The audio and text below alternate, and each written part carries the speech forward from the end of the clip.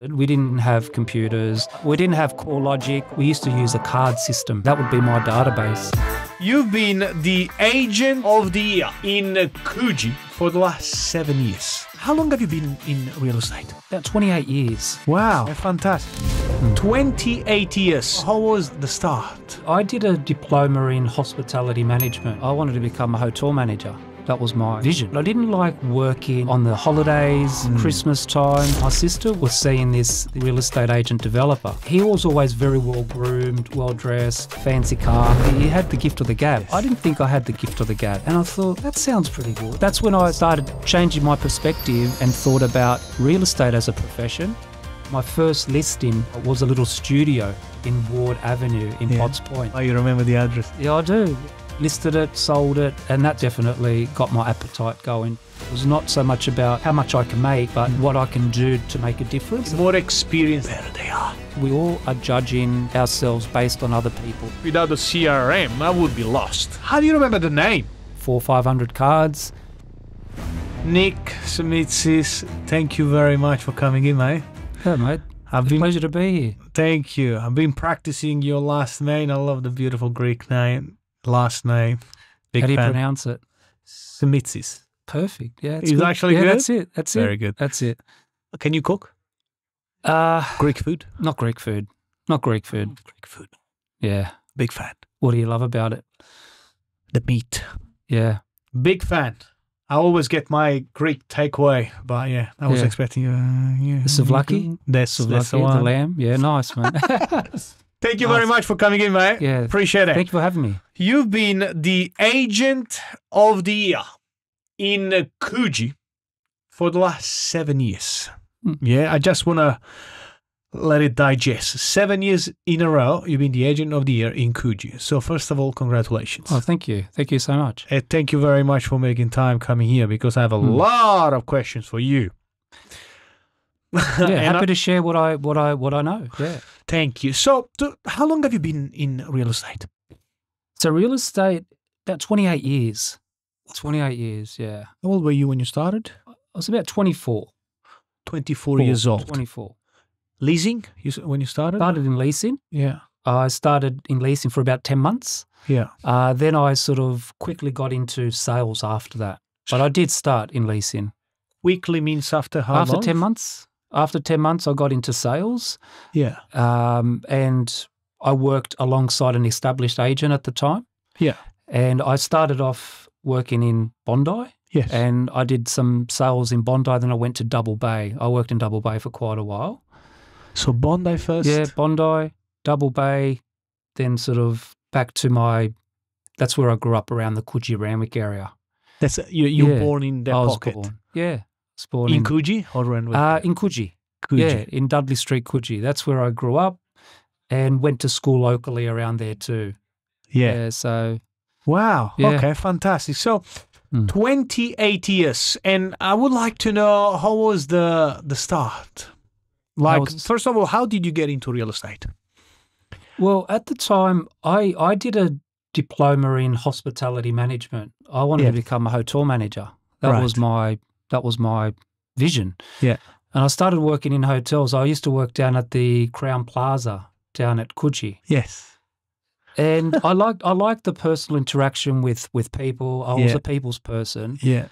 But I didn't like working on the days on the holidays, Christmas time. Oh, yeah, hospitality, and I sort of, at the time as well, my sister was seeing this developer, real estate agent developer, and he was always very well groomed, well dressed. He drove a fancy car, and I thought, yeah, that sounds pretty good. Like maybe I can try it because he had the gift of the gab. Yes. I didn't think I had the gift of the gab.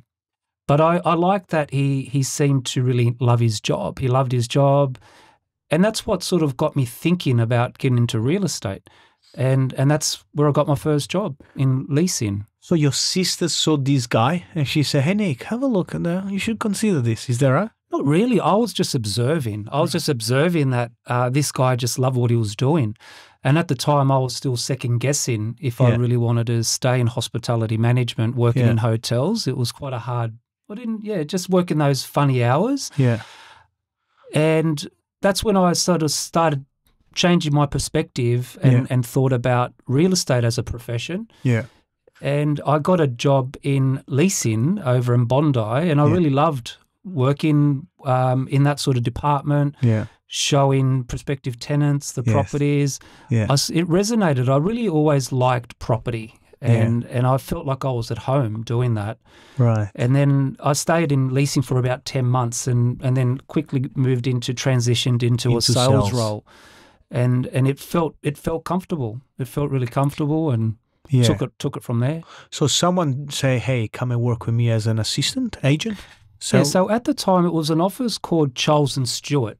Right. Charles and Stewart, they were based in Double Bay. Yes. And Wayne Walter, really nice guy, Wayne Walter, he was actually looking after the department there. Yeah. And his girlfriend at the time was working at Nick Simitzis at Bondi, where I worked. Yeah. And she said, oh, you should go speak to Wayne, he's a good guy. And I spoke to Wayne, and then I got into a sales role with Wayne. Yeah. And I was like his assistant, you could say. Right. And I remember very vividly my first listing was a little studio in Ward Avenue in Potts Point. Wow, you remember the address? Yeah, I do. Yeah, I think it was number 5 Ward Avenue. And it was my first ever listing. Yeah. And I was so excited, little 25 square metre apartment. Yeah. But was really excited to have listed it, sold it, and that sort of definitely got my appetite going for real estate. Interesting. Yeah. Okay. And how was your first year as a sales real estate agent? A lot of the whole market's transitioned very differently. Like when I first started, we didn't have computers, we didn't have didn't have CoreLogic, or we didn't have all that. It was more on a when we were doing our prospecting to speak and connect with people, we used to use a card system. So we'd have a card system. So we'd have our prospective people's details on a card system. Yeah. And then I'd write my notes on the card. Every time I've spoken to someone, write the notes. And I'd have the cards from A to Z, and that would be my form of, that would be my database. Wow. I love it. Yeah. How many cards did you have? Look, at that time, I was sort of growing that database, but I would have had maybe 400 or 500 cards. 400 to 500 cards. And that was just sort of putting my database. That was a database at the time. So wait a second. And so let's say you speak with someone, because you speak with a lot of people every day. How do you remember the name? Do you have like a reminder? Did you go through the cards?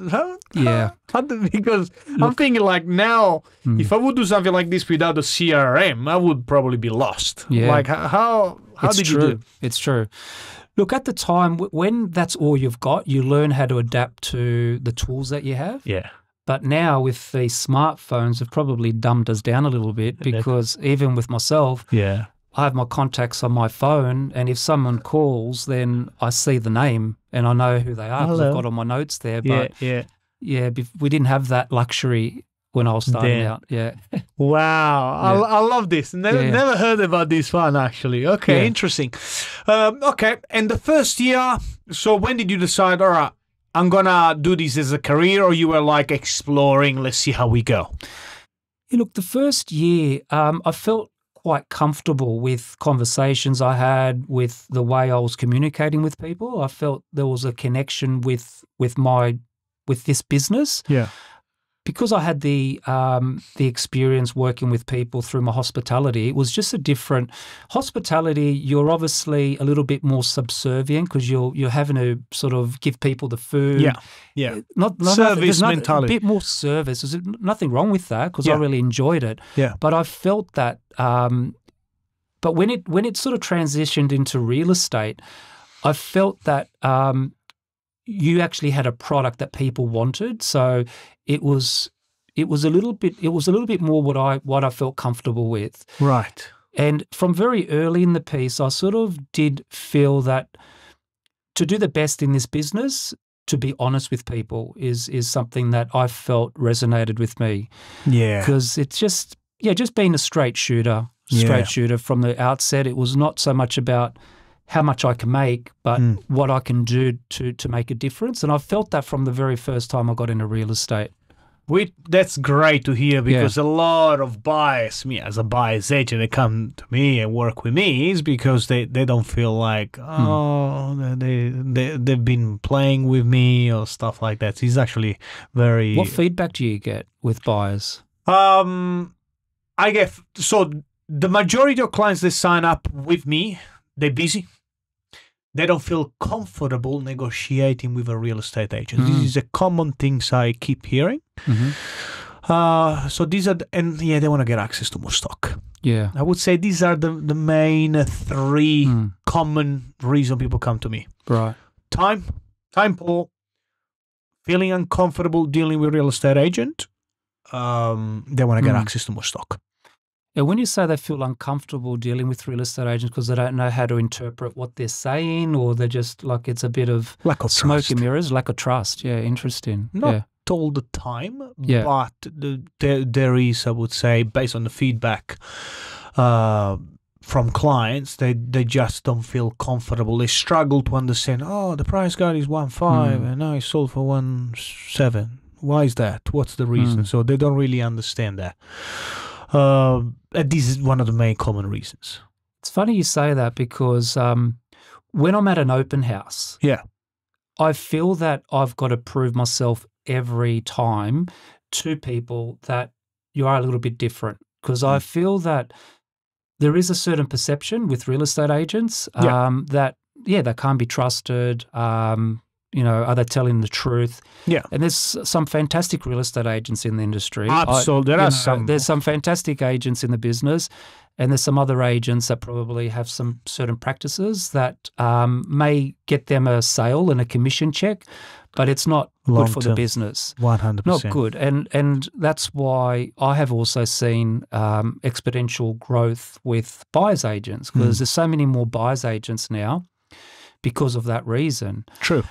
But how I see it, every time I'm at an open house and I'm meeting people that don't know me for the first time, I like to look them in the eye, shake the hand, and just be very straight with what I say, even though a price guide might be quite conservative at the start, because when you start a campaign, and this is a tricky thing, and I can understand from buyers how they can get really upset with agents, because when you list a property, the truth is you don't know really what it's worth. You can give your client an idea based on relevant sales. Yeah. But when you list a property, it's on its own merits, because every property is so different, and it depends on the buyers that are at the buyer pool that are there at that time. Yeah. But as a norm, when you look at sort of when a property goes to auction, it is a norm that it's between 10 to 20% now that agents are probably quoting below what the property is particularly worth. Yeah. And that's where I see people really frustrated, because they're saying the agent's telling me a certain price and then it's going up 20%. Yeah. Why is that the case? Why can't they quote 20% more? Yeah.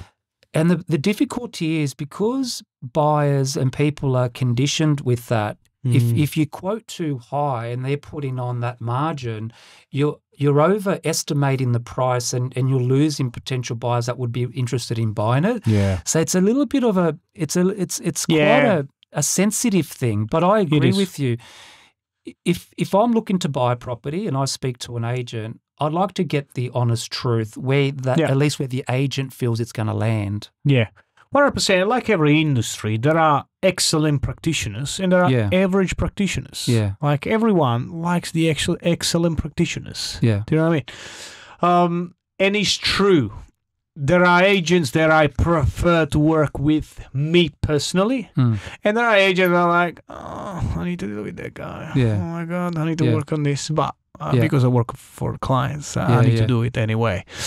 Based on experience, now in nearly 5 years, I would say more experienced they are, better they are.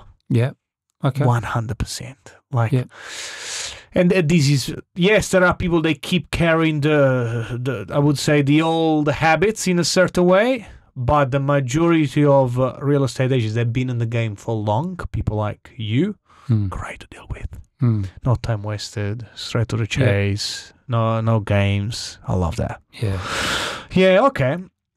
And what would you say is a tip for a new real estate agents now getting into the industry and want to build a career? And now, because they think short-term sell and they think they need to play games to get the prize, when in my eyes I don't think is needed. What's the tip that would you give to a new real estate agent or new buyer's agent? They want to try to get business. What would you say based on your all these 28 years of experience, right? Yeah. Look, I think you've got to be true to yourself. I think you've got to look at this business as if you're an advisor, not a real estate agent. You're an advisor. And I think you've got to just be very upfront with people. That's sellers and buyers. Yeah. So if you're meeting a potential seller and you sort of sense that it may be not right for them to sell, maybe they're thinking about selling because they're looking to upsize, and what they're looking to upsize, they're not going to have the funds to do it. Be honest with them and say, look, are you sure this is the right decision for you? Have you seen what you're going to buy? Is that going to be able to service what you want to do? Being honest with people, not trying to close out a deal because you want to get the commission. You've got to look at the long game. Yeah. And the long game is give the right advice and the right result will come when it's right. When the time is right. And they come back and they sell with you again, and they tell to all their friends. And you've got to pace yourself. You've got to, when you're talking, look, we do a lot of phone calls, right? And people on the other line can get a certain vibration how you're talking to them. If you're like a salesperson, and I don't like using the used car salesman, and there's some very good used car salesmen, but that's the saying.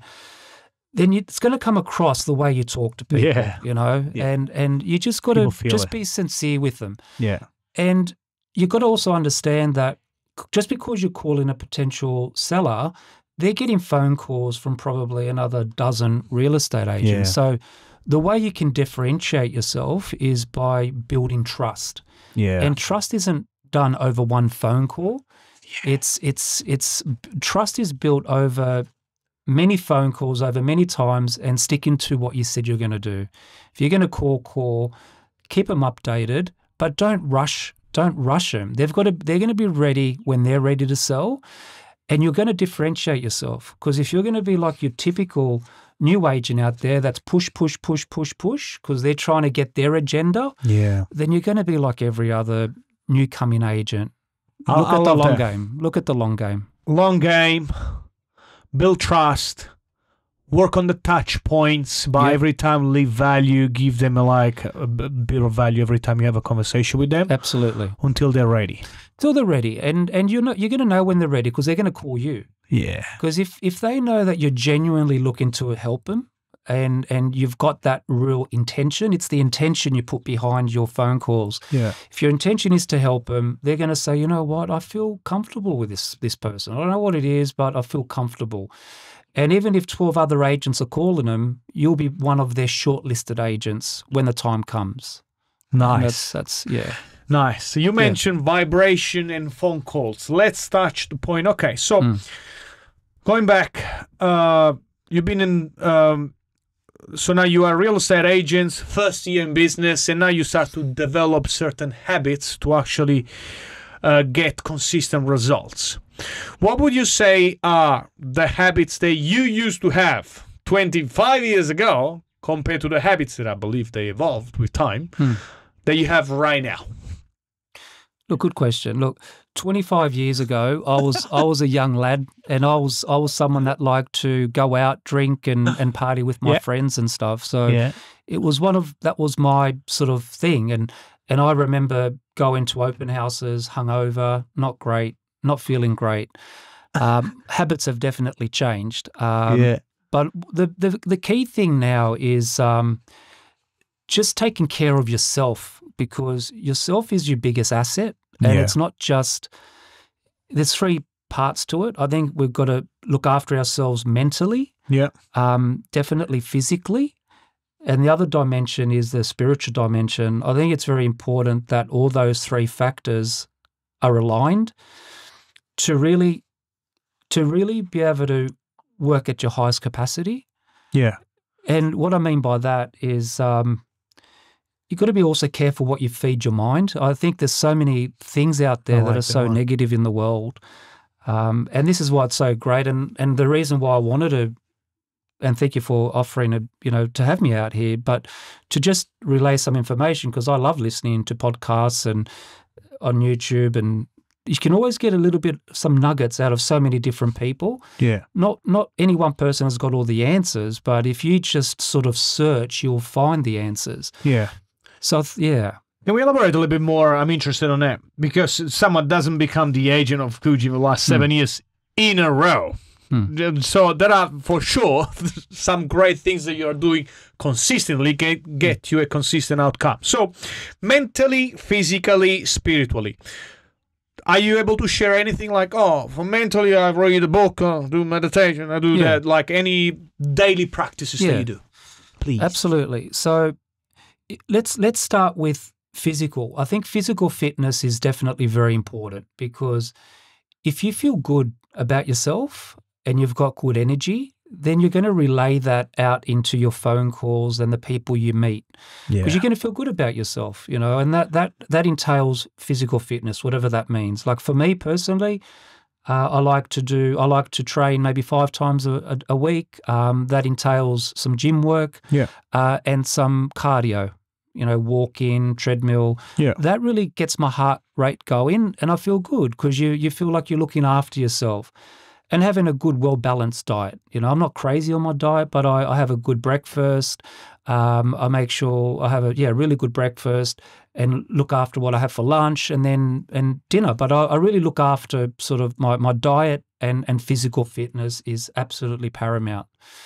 Okay, that's a physical part. Yeah, that's so fitness, get moving, get your heart rate moving. Yeah, get your heart rate moving, so you feel good, you feel alive, you feel awake when you're... In the morning? In the morning. When you train? In the morning. I train first thing in the morning. Okay. What time you get to the office? Look, I'm not someone that gets to the office that early. I get to the office around 9 o'clock. 9, 9:15. Yeah. But I do have a ritual, like before my physical fitness, I'll wake up at 5:30. Yeah. And I'll do a half an hour sort of mindfulness meditation. I got into meditation about 13 years ago. And it's funny because I've seen a lot of people that have got into meditation for different reasons. But the reason I got into it at that time was because I felt like I was going through a relationship breakdown. I felt really lost. That's when I was also doing a bit of drinking, etc.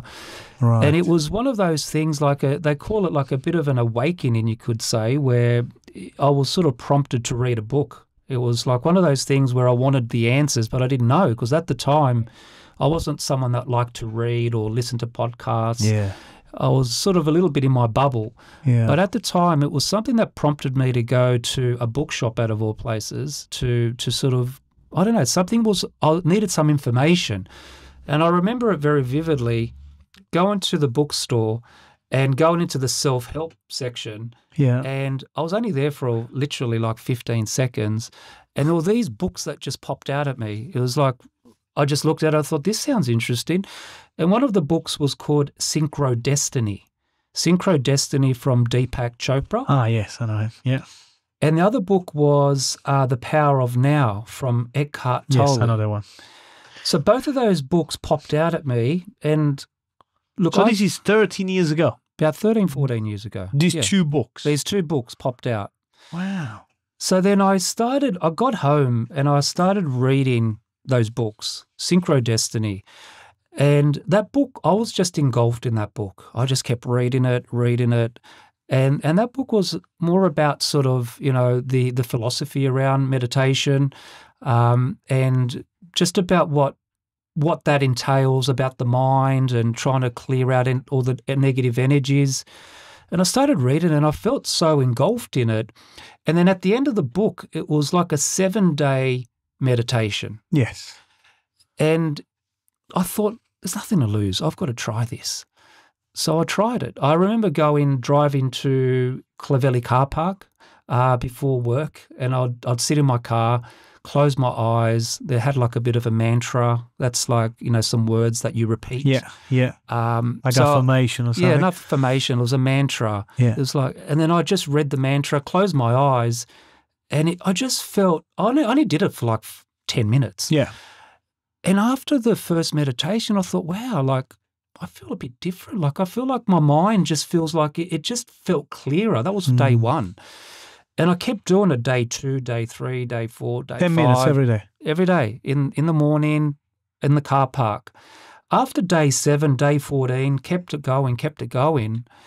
And then I started feeling that I didn't want to drink anymore. I stopped drinking, I stopped doing all that stuff, and I started wanting to look after myself a lot more. So it was so powerful and it was tangible. The feeling was tangible. And ever since then, I've been keeping that practice for like 13, 14 years now and haven't missed a day with that. 10 minutes. But now it's progressed to, I do about 30 minutes every morning now. 30 minutes every morning. As soon as I wake up, I have my spot to go there and just be quiet. Your house? In my house, before I do anything, before breakfast, before anything. First thing in the morning. First thing. You don't look at your phone. You do nothing other than do that practice. So I do that for 30 minutes, and there's a whole different arrays of meditation you can do. There's so many different ones, so it doesn't matter which one you do, but it's a great practice to get into. It's definitely helped me. Yeah, because I personally, my experience, tried a few times, but I stopped. Go again, stopped. Go again, stop. And I don't know that the people, they interpret it in a different ways. Like I like do steps. In my case, quiet. Or I like to read. I've done meditation few times, but I often struggle to stick to it. Yeah. Like, it's not an easy thing. Like anything that's good for you, it's not easy. It's like when you go to the gym, it's hard to get into a routine to go to the gym all the time until you start to see the results.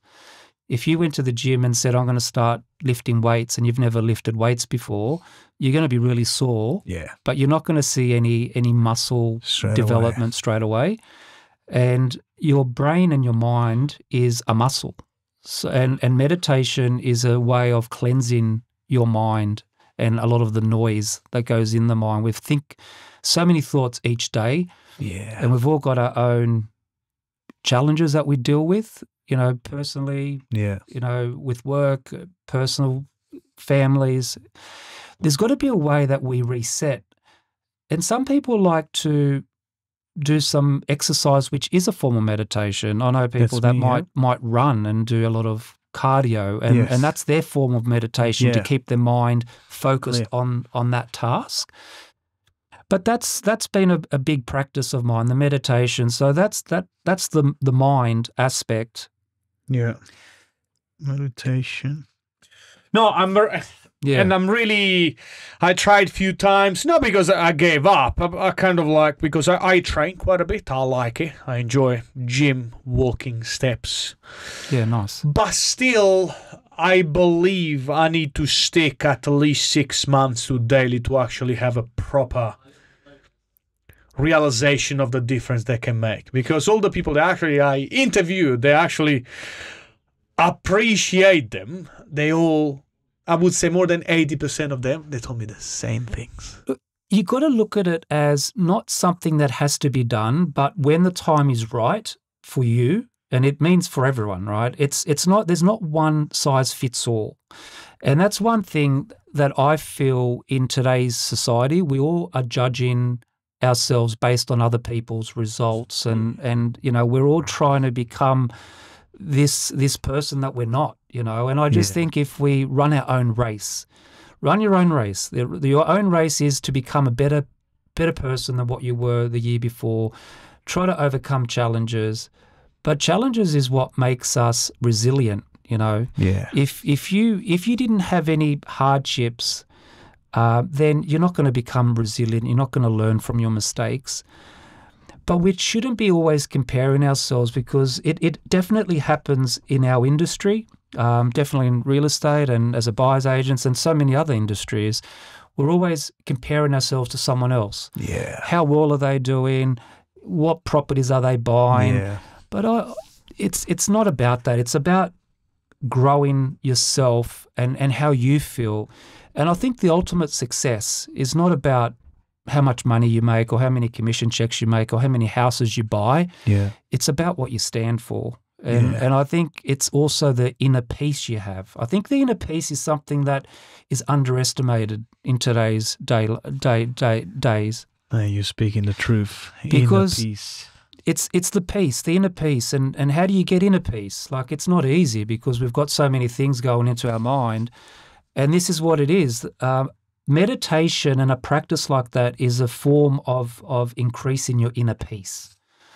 And that's what leads into the spiritual dimension, because your mindset is very important, because if you go through some challenges, especially with work, or if it's a hard deal, if you keep calm about it and just think laterally, then you can find a solution for it. But it doesn't happen overnight. You have to develop that skill.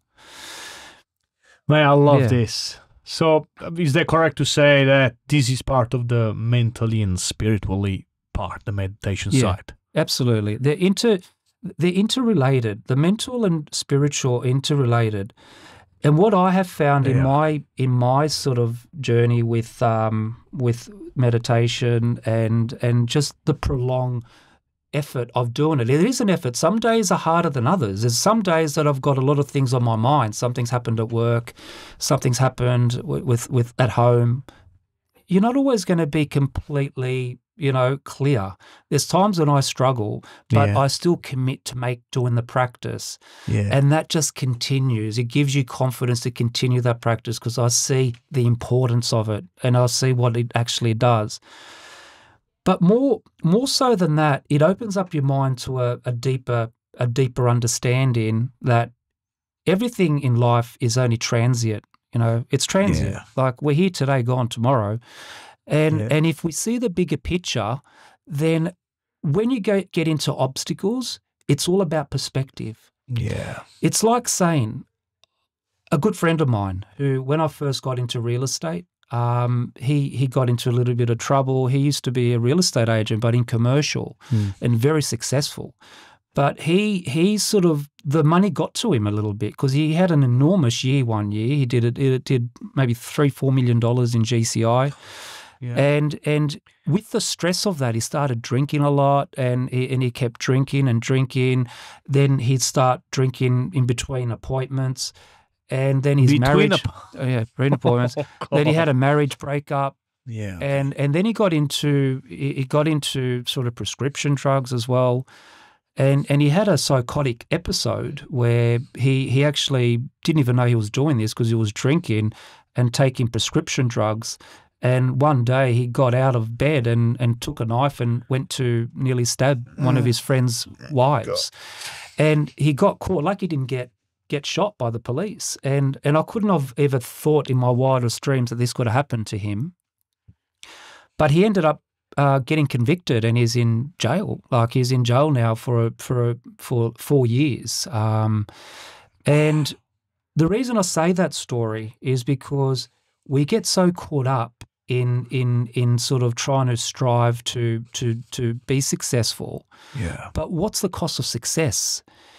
We've got to also know how to ground ourselves and whatever we're doing, take a step back and make sure we're grounded and make sure we're on the right path. Yeah. Yeah. Mate, this is, wow, okay. Yeah. Thank you for sharing this. So the book was Synchro Destiny. Yep. And The Power of Now. The Power of Now. You do meditation the first thing in the morning. And I love when you mention challenges make us resilient. And inner peace is more valuable than chasing. Look, it's important that we still chase our dreams, It's important we chase our dreams and put the effort in, because nothing comes about without effort. But chasing our dreams and making sure we've all got goals that we want to achieve, and goals are great because it puts you on a trajectory to try to achieve that goal. But just be happy with where you land. Don't always feel like you have to be, chasing that goal because it's going to make you happy. Because once you achieve that goal, is it really going to make you happy? Is it? Like I see people that buy multi-million-dollar homes and then they buy a $10 million home. Is that going to make them happy? I don't know. Maybe for a certain amount of time. But what's the next thrill? So I think it's important. If you want to get a $10 million home, absolutely strive to achieve it. But just know that it's not it's not the ultimate be or be, it's not the ultimate goal. The ultimate goal is to be able to have that peace of mind as you're achieving that and be in the moment. Yeah. Wow, mate, thank you for sharing that. Yeah. I'm actually going to read the book now, and I'm actually going to get it pretty serious on that. Okay, last couple of questions on meditation. How much you spend right now? Because you started 10, 12 years ago, so now I believe the brain muscle develop a growth, and now you're able to recognize if you are in the right state or not. How you still do in the morning, and how much time you spend? I do 30 minutes in the morning, and just before I go to bed, I'll do about 15 to 20 minutes because it's a way of resetting and cleansing your mind before you go to bed. So it's very important the morning and the evening before you go to bed. What I find more than anything is just it develops your intuition. And intuition is so important when we're dealing with people. It develops your intuition and your empathy for other people. And I think that's one thing that a lot of the times maybe real estate agents do lack a lot of the time, because with real estate agents thinking about the deal. Yeah. But with the deal is people's circumstances, and it's a very stressful time in people's lives when they're selling and when they're buying. It's very stressful, and everyone's got their own circumstances. They're dealing with work issues, with family issues. So it's a very volatile and very emotional time. Yeah. So if you develop your intuition, and if you develop your empathy, and then you've got a little bit more compassion about people's circumstances, is that going to help in real estate? 100%. You'd think so. Yeah. Because then what will happen, people are going to sense you're coming from a different place. Your intention, the way that you talk, the vibration of your voice, the way that you come across, even though they can't pinpoint what it is, they're going to say, something's different about this guy. Yeah. I can sense there's something different. Yeah. And that's what it is. It comes from that practice. Yeah. I love comes from that practice. Yeah. And it's going to make you as well a better performer. Absolutely. Because put you in the right state every day and make you like present. Present, yeah. That's and something probably I need to work on myself. I drink a lot of coffee. I love my coffee. Do you drink a lot of coffee? Don't like coffee. Yeah. Oh, there you go. Coffee. Yeah. You don't drink coffee at all? Don't drink coffee. Wow. Yeah. You like, how many coffees do you have? 3 to 4 espresso. Yeah. In the morning? In the morning up to 3 p.m.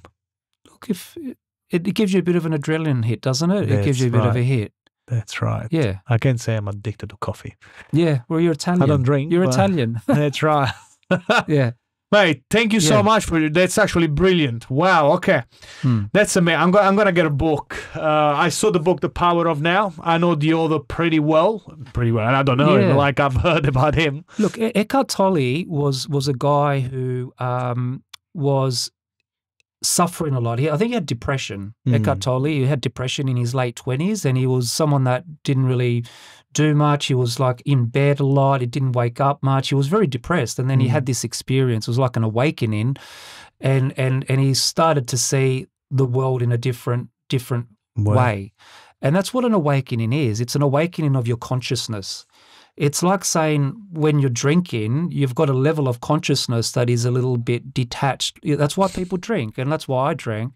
It's because it takes you away from your problems. And that's the way you deal with it, because you numb your mind. Yeah. You numb your mind and you think, I'm going to drink a little bit, so I'm going to numb my problems. And then you have a good time. You think you're having a good time, but the next day you feel terrible. Yeah. I'm not saying it's bad to have some fun. But it's just a different, like the awakening of seeing things from a different perspective. Yeah. And that's what it does. Yeah, that's what it does. No, that's amazing. Okay, last question on meditation. Sorry, more you talk, more I want to know. Absolutely. you are just quiet in a room, or you do like a guided meditation, or you put a bit of a yoga music, calm, or how do you do it? Look, again, I'm only talking about my own personal experience, but it can work in different ways. You know, I know people do have mantras, do guided meditations, whatever works. But for me personally, I do what it's called Kriya Yoga, and what that is, it's just you do some in-breaths and out-breaths. I do that for about 8 times, hold my inhale for 8 seconds, hold my breath for 8 seconds, exhale for 8 seconds, and then I do that 8 times. And then I focus my attention on the third eye, which is just in between the eyebrows, and focus my attention in that space. And there's always going to be thoughts that come through your mind. It's just the way our minds work. Yeah. But you become conscious of that you are starting to think of things. Then you go back to your breath. You're focused on your in-breath and your exhaling. And that's how your mind, it's filtering your mind. That's what it does. It filters your mind. And that's the spiritual dimension. Yeah. Mate, this is amazing. Yeah. I'm going to get a book. You got me. Look, that's one book. There's many books, but that was a book that worked for me. It may or may not work for you. But if it's something that interests you, then I just encourage you to explore. You know, there's not just one book. It's just you take your own journey. You're on your own journey. But it's just if you hear it often enough and there's something there that sort of resonates with you, then you explore it. Yeah. Yeah. I love it. Yeah, Thank you. Thank you for sharing that. Talking about journey, Toastmaster. So I went for the first meeting, which I loved, the one in Bondi. Is that called Toastmasters? Yeah, Toastmasters Bondi. Shout out to the team. There you go. And they mentioned your name. Congratulations. And I was like, the big Nick is part of. So how long have you been practicing public speaking with them?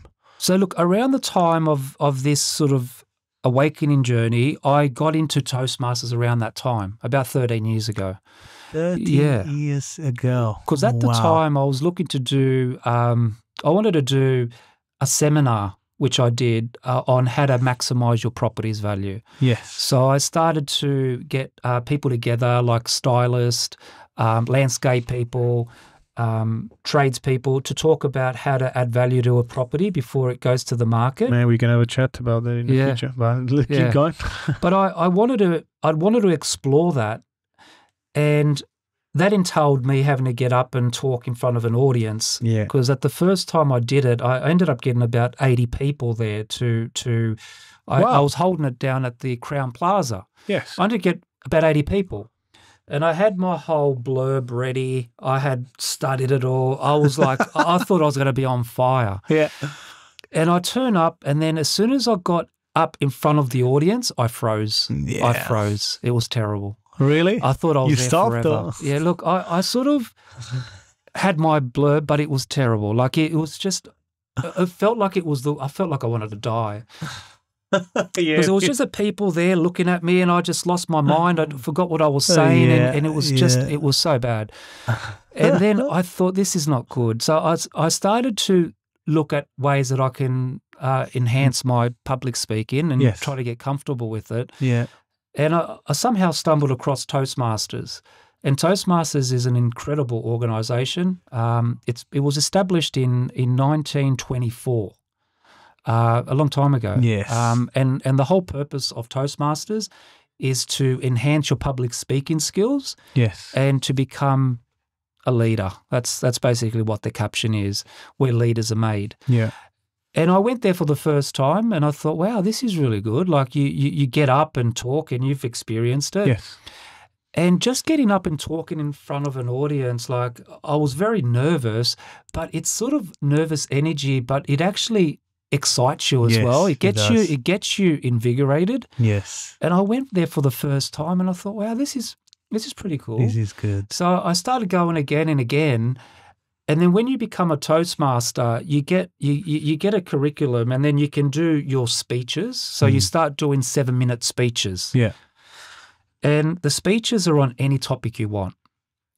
So for me, it was like I was learning these things through my practices, and it was an opportunity to talk about my experiences through Toastmasters. Yeah. So that's what really invigorated me to continue to stay and just to talk about my experiences and insights and continue to do it. Yeah, go ahead. Sorry, your speech are real estate related or just personal? What do you look? With any speech, a speech has to be, it's got to be inspirational, right? Yeah. So if it's about real estate, it's got to be about inspirational. But for me, when I was doing my speeches, there would always be something more about psychology, about experiences with meditation, the experiences I was feeling. And you would be able to put a speech together, and then you'd know how to construct a speech and speak in front of an audience. I love that. Because when you're talking to an audience, when you're first starting out, you see the audience as a bit hostile in your own mind because you're thinking they're judging me. Yeah. The audience is judging me, and I don't know if I like what they're seeing. That's what your mind's saying, right? Yeah. You're thinking to your mind that they think that I'm not really intelligent. I don't know what I'm talking about. Yeah. These are the mind games that our minds play, right? Yeah.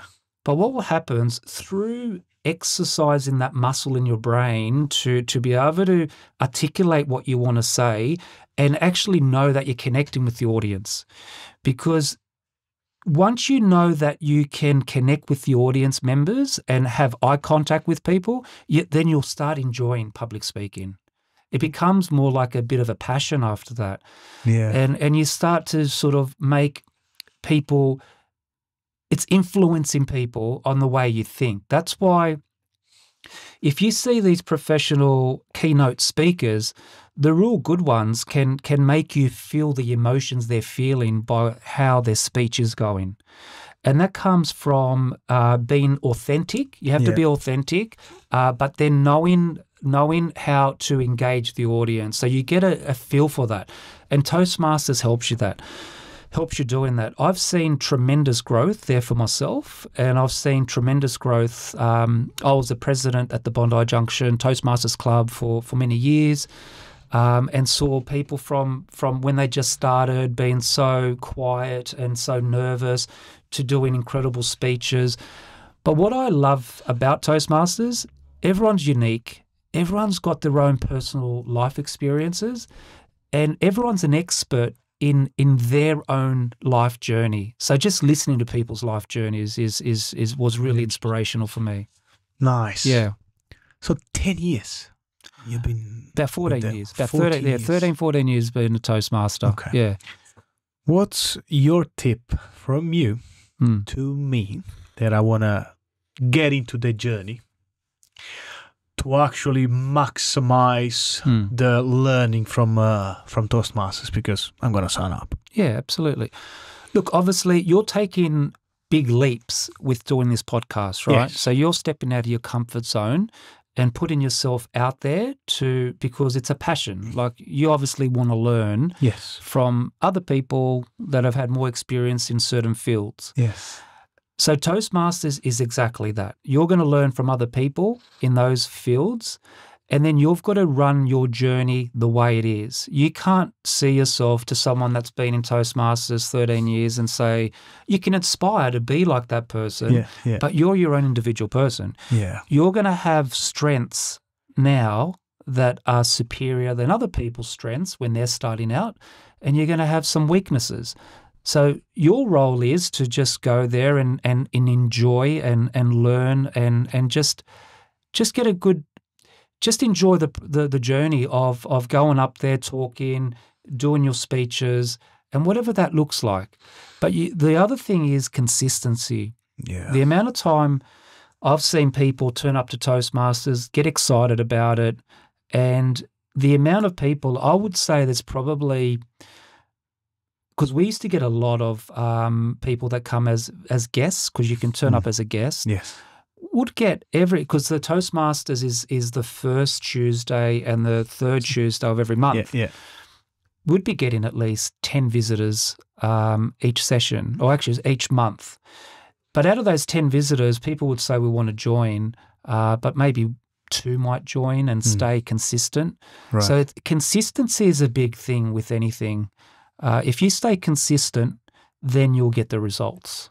Yeah, consistency.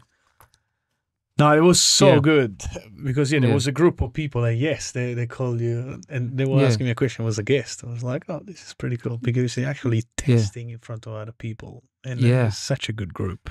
And there's another thing that they do at Toastmasters, because there is like as you could see, there's an agenda, and it's very structured. Structured, yeah. And there's a part of the Toastmasters meeting which is called the impromptu speak-in, the table topics. Yes.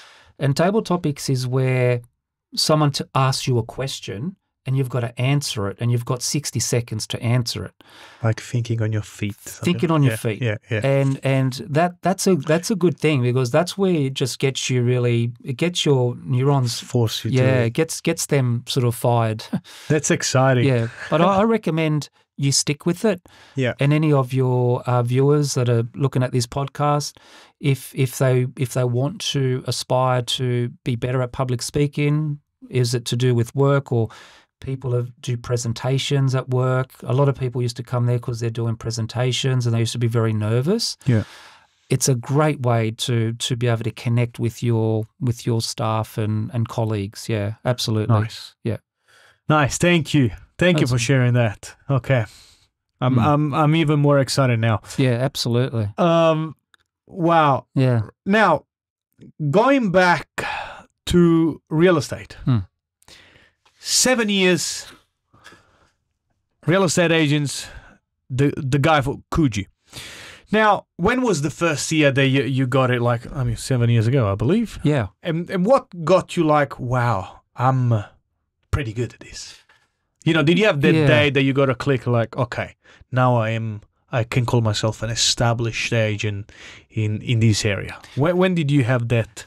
Look, to be honest with you, like the agent of the year or being the number one agent, it's more like an accolade rather than if you start believing it, then you're going to go downhill. It's more about like the way I see it, and truthfully, I see it as what I like about the Agent of the Year award is it's not just about the transactions you do; it's about the transactions you do combined with the testimonials you get. So it's like that's the formula. It's not about who makes the most sales, but it's the person who makes the most sales with the most testimonials. Right. So the good thing about that is you could be a transactional agent where you might sell 60 properties a year or 80 properties a year, but people might not have a great experience with your processes, and you're not going to get testimonials. The way Rate My Agent is, it's the sales that you make, but also with the testimonials that come back from your clients. From that. And that's how I've won that award, not because I've made the most sales, but I've made the most sales with the testimonials combined. And that's how you get Agent of the Year. And that's to show a lot of, good practice. If someone is willing to leave a review, that's a sign.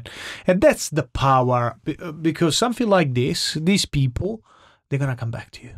Absolutely. They're going to sell again with you. They're going to refer people to you. And that's where you really start to build up. Look, absolutely. And whatever you do, you just got to be, I think you just got to be truthful and feel like you're giving good service to people. Like if you feel like you are, if you're worthy, if you're doing the right thing by people and they keep coming back and they really trust you, that's important. Because just recently, and I'll say this, and you may edit it or not, but I and this is how it is. Recently, my roof was leaking at home, right? Yeah. So I wanted to find a roofer, and in my letterbox there was a roofer, and I thought, oh wow, this is great. So I called the roofer, don't know him from a bar of soap, and he turns up and he goes, yeah, Nick, I can fix your roof. And I said, oh, fantastic. And he seemed like he seemed quite honest, yeah. And he goes, all right, Nick, I'll fix your roof. It's going to cost $3,000. I said, okay, yeah, happy to do it. Like, let's do it. So as soon as he got up on the roof, then he started upselling me and said, "Oh, Nick, have you seen that under your roof? It actually looks like it's deteriorating. So you're probably going to need to take take out the slate roof and fix it. Otherwise, you're going to keep getting leaks in there." And I said, "Are you sure I need to do it? How much is that going to be?" He goes, "Oh, it's going to be 20,000, but I could do it for 15,000 for you." And I was vulnerable at the time. I was vulnerable because we had all those big rains and it was leaking. And I thought, he seems quite genuine. He goes, it's going to take me about a week to do. I thought, okay, a week, 15,000, sounds pretty right. Okay, yeah. I gave him the go ahead. It took him 2 guys, 1 day, like half a day. It was half a day. And I had paid him. And I was so upset about it because I thought, you know what? This person wasn't genuine. He actually put wool over my eyes, and he actually did the wrong thing. Yeah. But you don't forget that. You don't. And the way that makes you feel, it makes you feel silly. You feel this person's done the wrong thing by me. It's and I think that's business. You got to, if you do honest business, people will come back to you. If you're dishonest, they're never going to come back to you. I struggle to see how people build businesses like that. I struggle to. Maybe he's not the business owner. I don't know. I don't know how you'll be able to. But even going to come on, let's be honest. You know, you say, "Oh yeah, I got to sell today. Yeah, great." But they're rauders. It was very obvious that they're rauding people and just sending their stuff. But I looked at their testimonials as well, and this is the thing because consumers, like as a consumer, you look at testimonials, right? Yes. So after the job was done, I thought, oh my God, I should have checked the testimonials, right? So then I Googled their business, checked the testimonials, and they had glowing testimonials. But then I started reading the testimonials and I'm thinking, this is like got to be a friend that's doing these testimonials, you know? Yeah. So it's just, you don't know the landscape. Yeah. Like once burnt, twice, you know, like twice shy. And I just think it's sad. It's the compass of people sometimes is off. Yeah, and I believe he's a bit of probably they'll learn from someone that I don't think he's the. There is a book I was reading. It was actually mentioning that having a negative review or a negative reaction on someone is 6 to 7 times more powerful than giving a good positive review. Yeah. So what I'm trying to say this for everyone, they still think that that's how you're supposed to do business when it's not. Having a good review is can actually double up your business. Yeah. Having a negative review can 6 to 7 times be more powerful in a negative way than having a positive review. Right. And this is there was a scientific research they use in journalism. Right. And there is a reason they keep pumping the drama out there. Yeah, because the drama is much more powerful compared to the positive views. This for everyone. Interesting. And it's good that you bring this one up. Yeah. Yeah, okay. What do? Do you leave a bad review to the guy?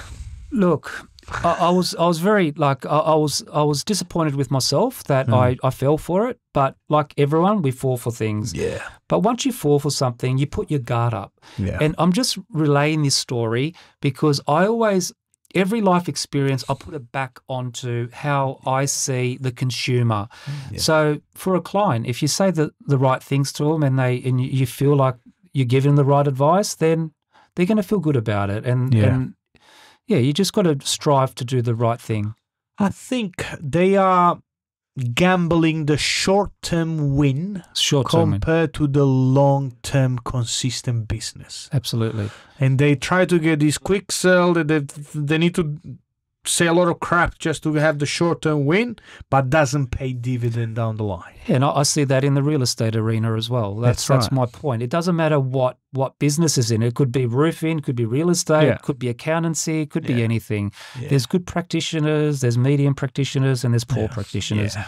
Yeah. You've just got to have your wits about you, and that's why like buyer's agents like yourself have become more prevalent now.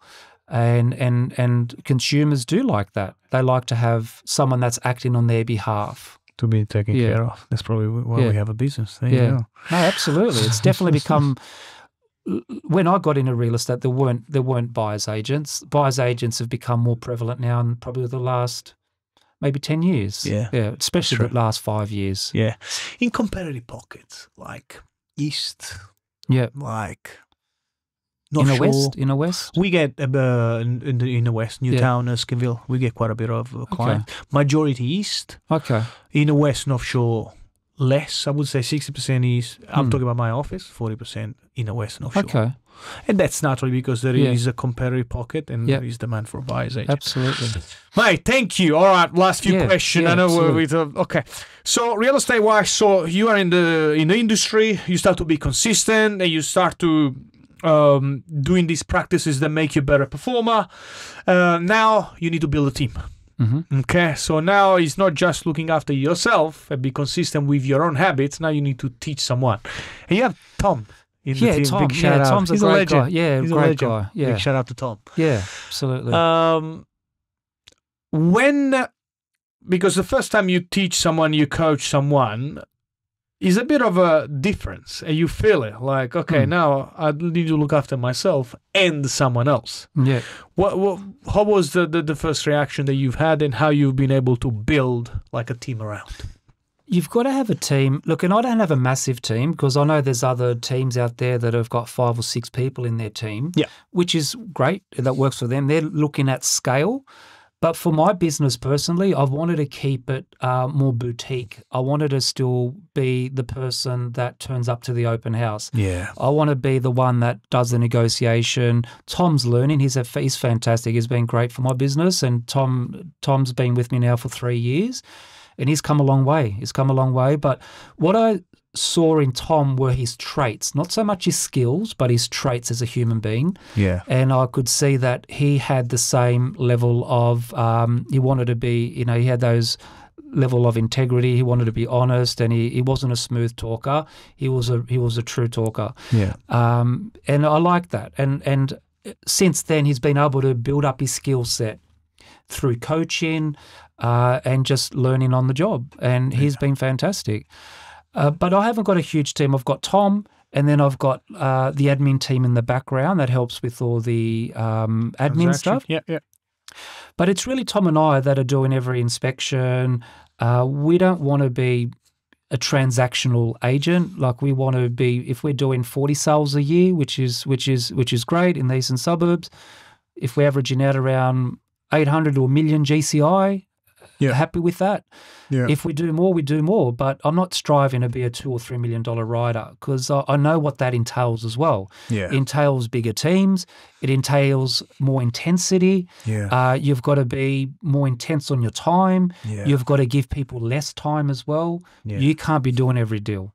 So I don't want to sit in front of a prospective client and say to him, I'll be at every open house, and lie to him and not be at any open houses. Yeah. It's just not the way I do business because that goes against my value system. Yeah.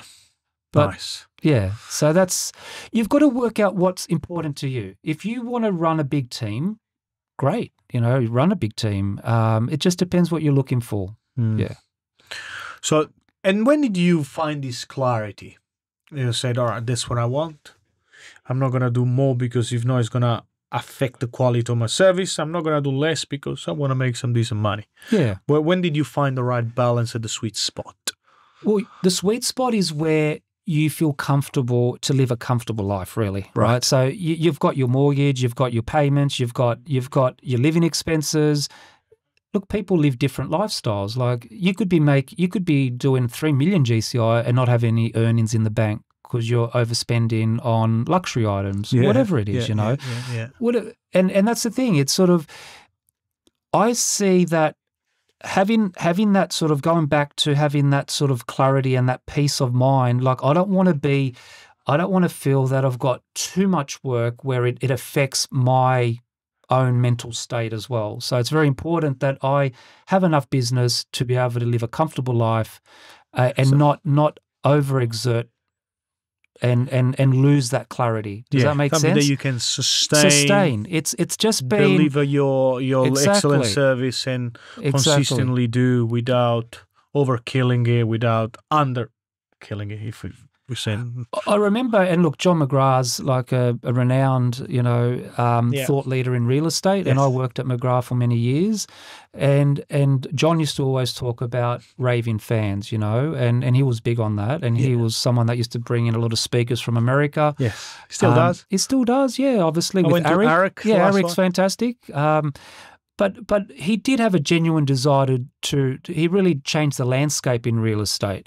And I think that's good. Having a raving fan means someone that is going to talk highly about you as a person and then about your ability to get the best result for them without compromising your integrity. And that's the key, because it's easy, and it's very easy to when you're in a negotiation, you think you might be able to slip up and say a little mistruth that is going to help get the deal over the line, right? And it's very easy to do, very easy to do. But it becomes unstuck, because once you say one little mistruth, all of a sudden it can undermine something else that comes out of your mouth down the track. The truth is the truth. Yeah. But there's always a way to be able to still create urgency. So that's what you have to learn as an agent. You don't have to say mistruths, but you want to still create the urgency. Yeah. Okay. And that's the masterful way of negotiation. Yeah. You can still, I could talk to you and say, look, Perry, I've got a fantastic apartment for you. You go and have a look at it. You like the property. No one wants to feel like they're the only person, like no one else wants that property. Yeah. But if you can somehow articulate to that particular person that you do have other interest in the property, you don't have to fabricate an offer, though. Yeah. You know what I mean? You don't have to lie you've got an offer when you don't. I got someone else. Yeah. But if you can just talk logically to people and say, look, at the moment, you've got the first opportunity to buy this property. Yeah. However, in real estate, especially the eastern suburbs, in a day or two or a week, someone else would come on board, and then you're going to have more competition. So if you want to buy this property today, and this is a price that we can transact at, I'm not trying to fabricate there's someone else right behind you right now, but what is to say someone won't come? And that's the honest truth. Yeah. It's the honest truth. You can create sense of urgency without making stuff up. Correct. And that's the key. Love that, mate. Yeah. Thank you. The last couple of questions, I know it's absolutely like nearly an hour. The last couple of questions are, so end of April 2025, eastern suburbs, where is the market at? What do you hear from the vendor's point of view, so people want to sell? And what do you hear from a buyer's point of view? How many buyers you see in that opens? Yeah. What do you see? Of course, nobody has the crystal ball, but a bit of feedback in this pocket. Yeah, absolutely.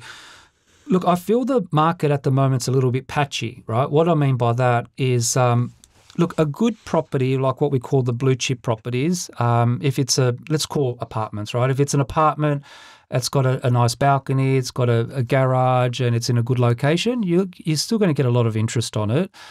People are a little bit more price sensitive though, right? They don't want to go overboard to pay. But if they see a property that really suits them, people are definitely a little bit more selective, okay? They're not just jumping at the first thing. When the market was booming, people were jumping because they felt that if they didn't jump to buy, the market could move away from them 5 or 7%, within a couple of months. Yeah. So they're thinking, I've got this budget. If I wait 4 months, I might not have that budget anymore, because each sale creates a new price point that a new vendor would like. If I've just sold a property for X amount and the owners were thinking a lower price, all of a sudden that's the new benchmark, okay? Yeah. But because the market has not been as heated, I find that the good properties are still getting good competition. Yes. People aren't going crazy, but you only need 2 people that can really push it up, okay? Yeah. Stock levels have been higher than normal at the start of this year. I think that we had about 30% more stock to the same time last year. Yeah. But it's definitely thinned out now.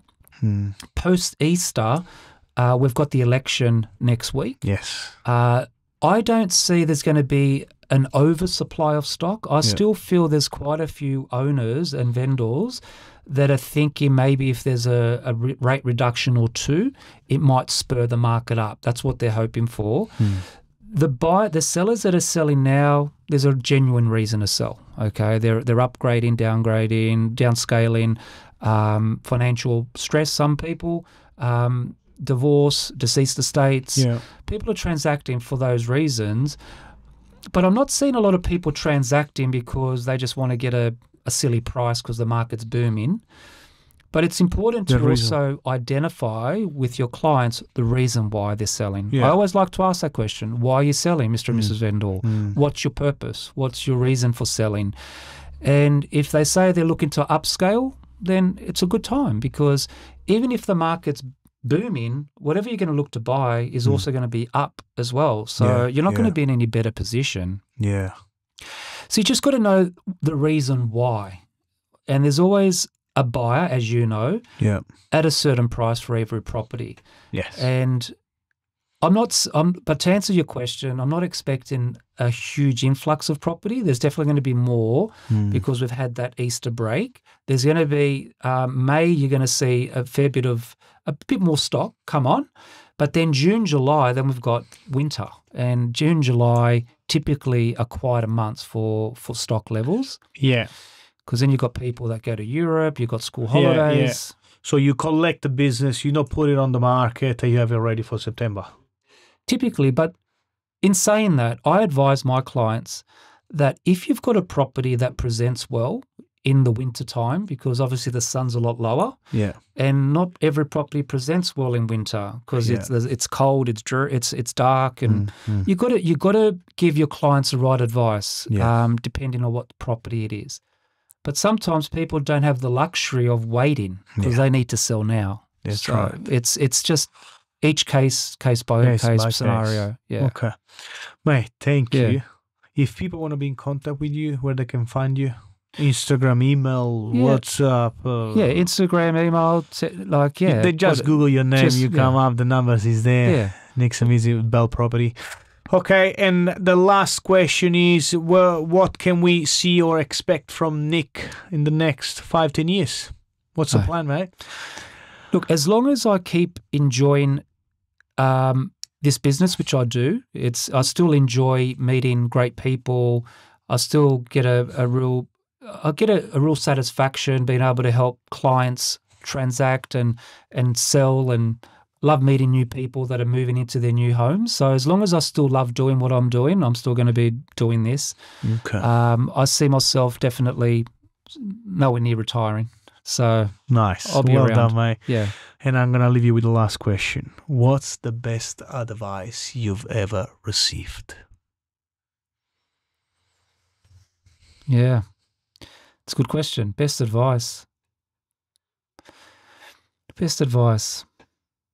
You get a lot of advice over the years, and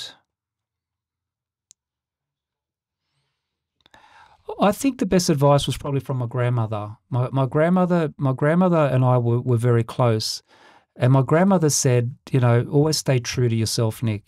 Just stay true to yourself. Don't change because someone tells you need to change. Yeah. I think you've got to be authentic in the way you do things, and I think that's it.